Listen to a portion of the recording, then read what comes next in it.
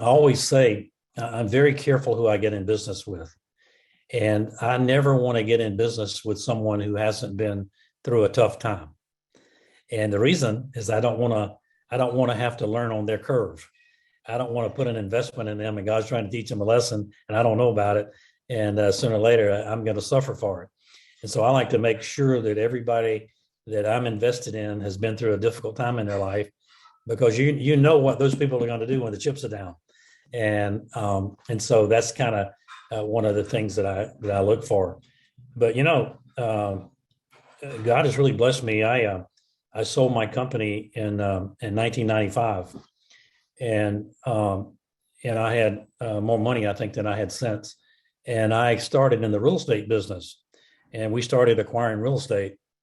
And so a partner of mine and I developed in about 5 years' time $140 million real estate commercial portfolio.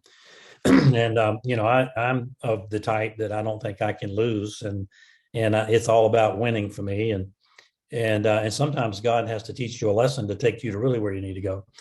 And so we were strolling. We were very leveraged back then. I told people that I lived in South Carolina in a town where $100 bills were blowing down the street like tumbleweeds back in the old days, and then all of a sudden the wind quit blowing. And that was 2008. And I thought I was smart, but I realized I wasn't as smart as I thought I was because the real estate market turned upside down.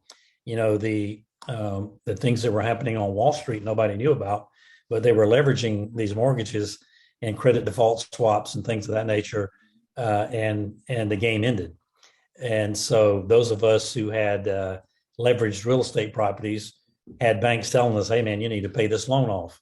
Well, if I would pay it off, I'd already paid it off, and so we're developing a property, and so we saw our whole life go before us, and I lost about $11.5 million in cash, and so did my partner, and we survived it, but a lot of people didn't.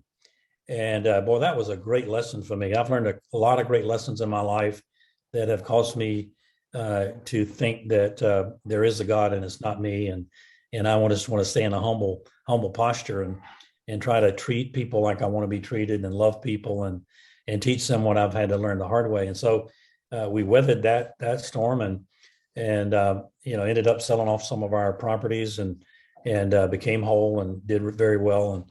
And I just felt like God was leading me to do my own thing with my own investment company. And so JL Capital, we've been doing that for about 13 years. And, we invest in people.